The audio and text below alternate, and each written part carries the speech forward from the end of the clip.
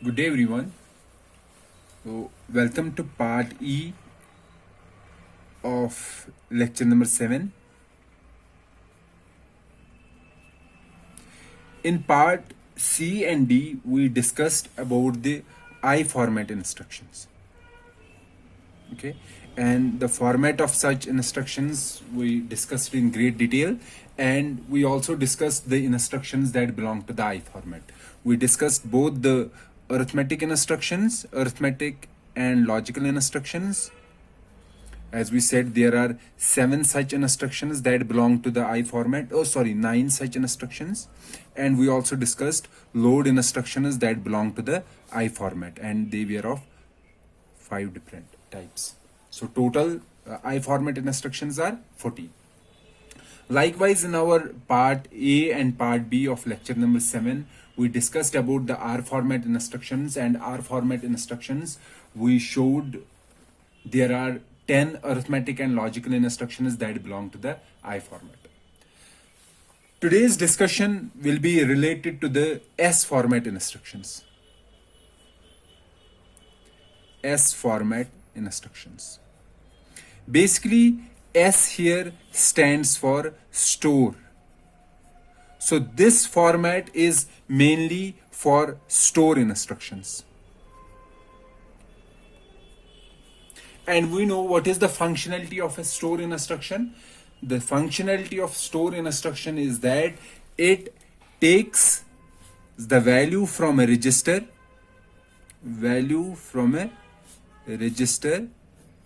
and puts that value in memory. Okay. And what was the functionality of load instruction? Load instruction was doing that it was taking some value from memory and then putting that that value into some register. And that memory address, it was generated using the source operand 1 and immediate.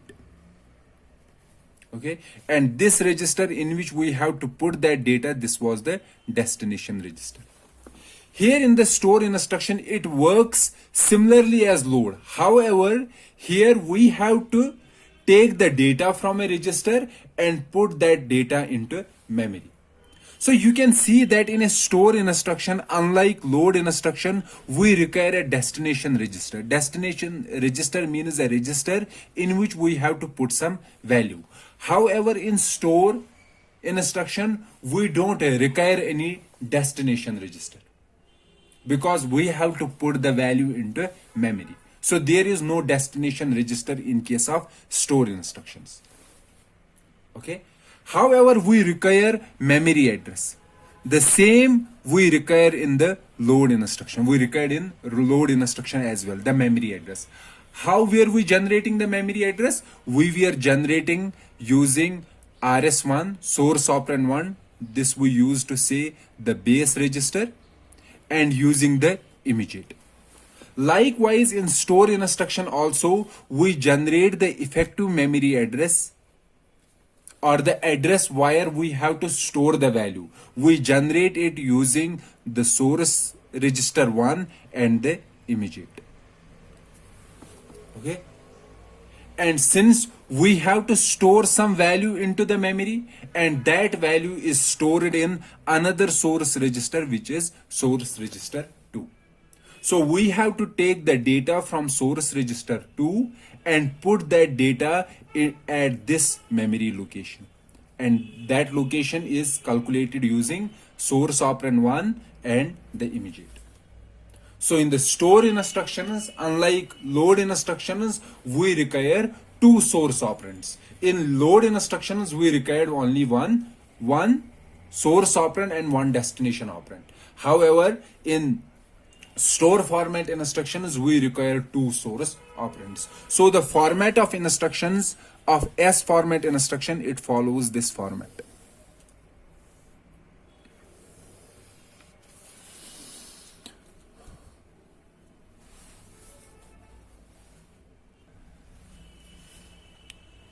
So we have an opcode, and for S format instructions, opcode is always 01000011. Okay, this is the format.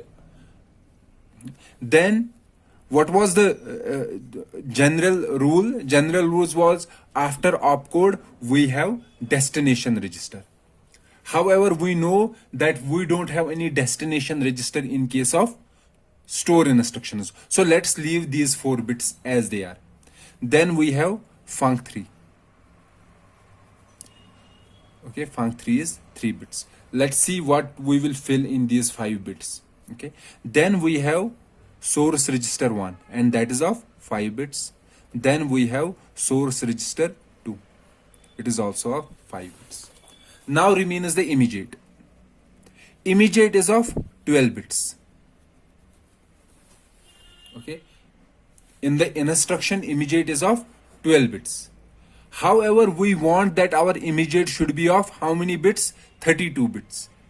And how we convert these 12 bits into 32 bits?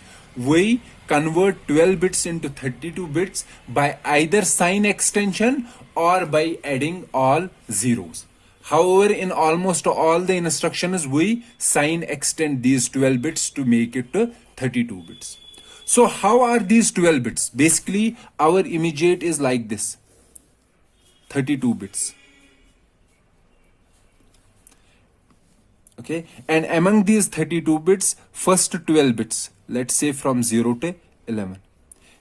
These 12 bits we get from the instruction, and the remaining 20 bits, they are either filled with 0 or sign extension. If we fill with 0, we say the immediate is unsigned.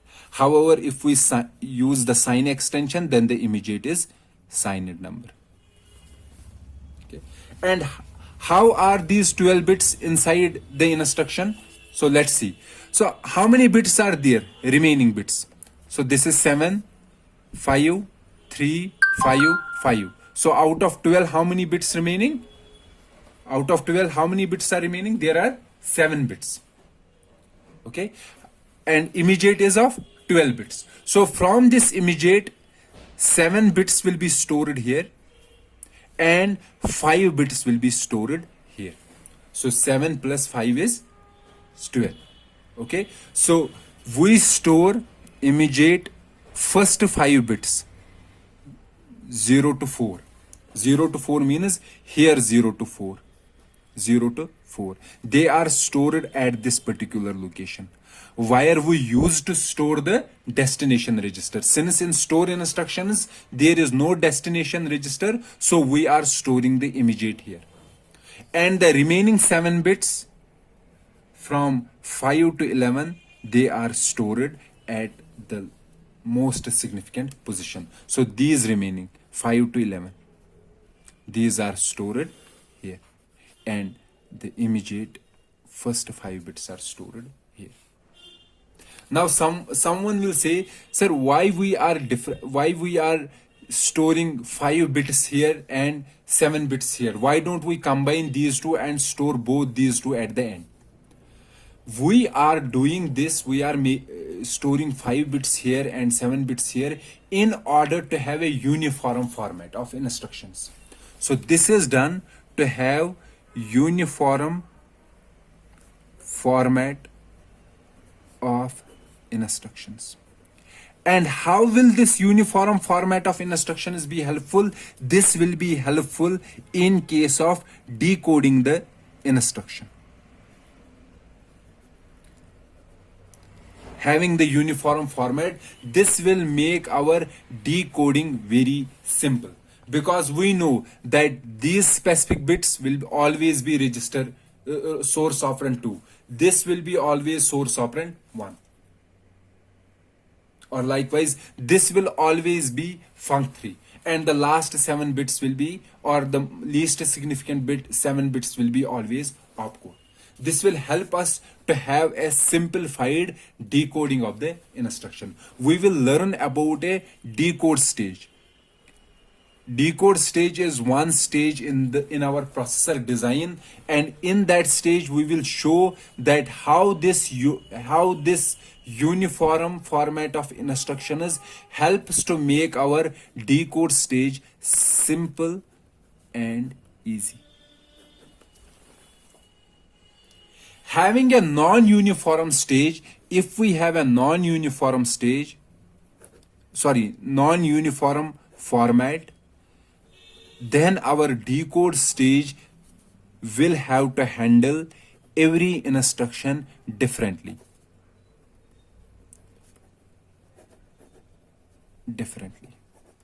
Okay.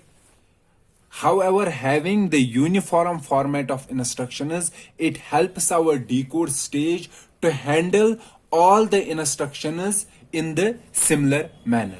That will help to make our decode stage simpler. Okay, that is the reason why we are splitting these immediate bits. We are storing 5 bits at this particular position. There was our destination register, and the 7 bits are stored at the end. So please remember this format for S instructions. And what is the effective address? Effective address is the contents of source operand 1 plus immediate. How many bits are stored in source operand 1? This is 32 bits. Let's write instead of immediate offset. Okay, and what is the offset here? Offset is basically our immediate. However, this immediate has been sign extended to 32 bits. So this is also 32 bits, this is also 32 bits. So adding these two entities will give us the effective memory address. So after finding the effective memory address, we will take this data stored in source operand 2, and store the data at this memory address. Okay, and what are the different types of store instructions? There are 3 types of store instructions: store byte, store half word, and store word. Store byte means take the byte or the least significant bits from register 2, least significant 8 bits, and store these 8 bits at this effective memory address. And we know this effective memory address will be an address of 1 byte. So we will store these 8 bits at this 1 byte.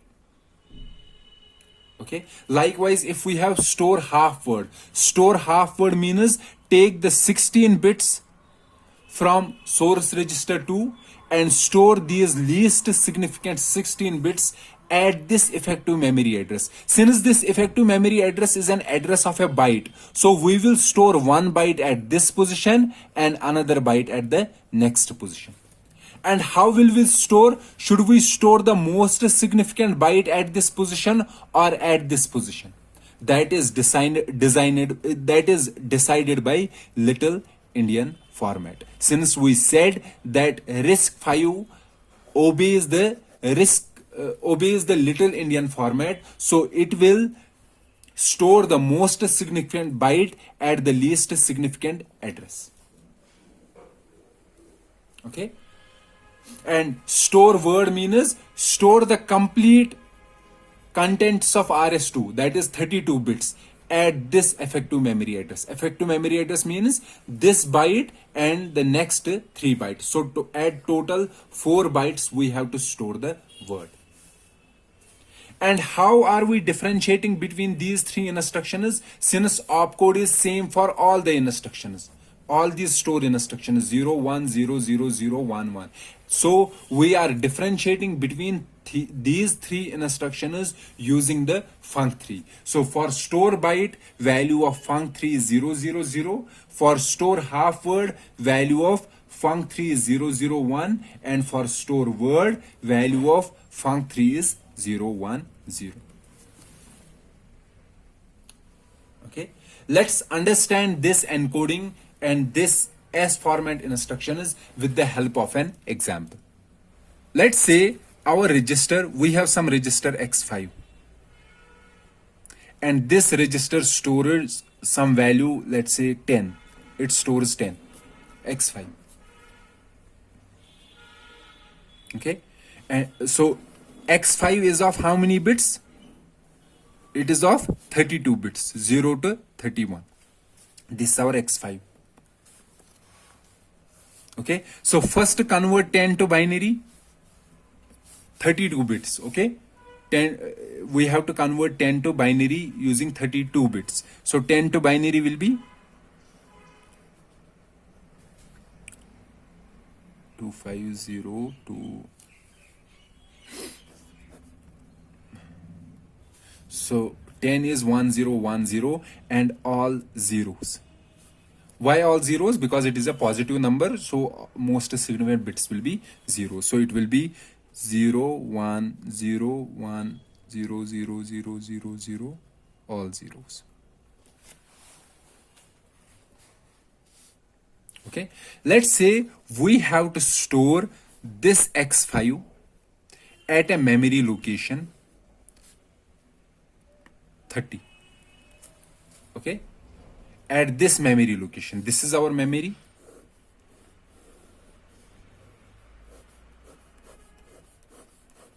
Let's say this is address 30. So we have to store this at this memory location. And let's say x2 contains value 20. Okay, so what will be the instruction? The instruction will be store word. Let's say we have to store this entire register rs2 x5. Okay, store word, we have to store this x5 at this memory address. So for calculating the memory address, what we have to do, we have to add 10 to the x2 register. That will give us 30. So this will be our effective address. Okay, so what will be our source operand 1? Source operand 1 is rs1. So rs1 is our base register. So which register here is the base here? Base is x2. Okay, so it will be x2 comma and rs2. What is the rs2? rs2 is the register that contains the value that we want to store in the memory. That is x5. And the immediate is 10. Okay, this is the instruction, store word x2 x5 10. Let's encode this instruction, encode this particular instruction. First of all, we know that the instruction is of how many bits? 32 bits. And out of these 32 bits, we require the opcode. Opcode is of 7 bits. So what is the opcode for store word instruction? It is 01000011. This is for S format instructions. So let me write the format here. So first we have to find the opcode. This is our opcode. How many bits? 7. So this is 010001. Okay, let's leave this part here. Then comes the func3. Func3. What is the value of func3 for store word? Value of func3 is 010.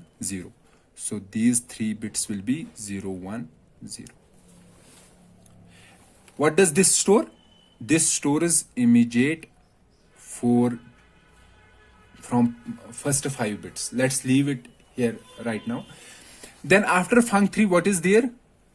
Source register 1. What is the source register 1 here? It is x2. So we have to find the address of x2. Address of x2 is basically it is register 2. So register 2 address will be 00010. So here it is 00010. Then comes the source operand 2. What is the source operand 2 here? 5.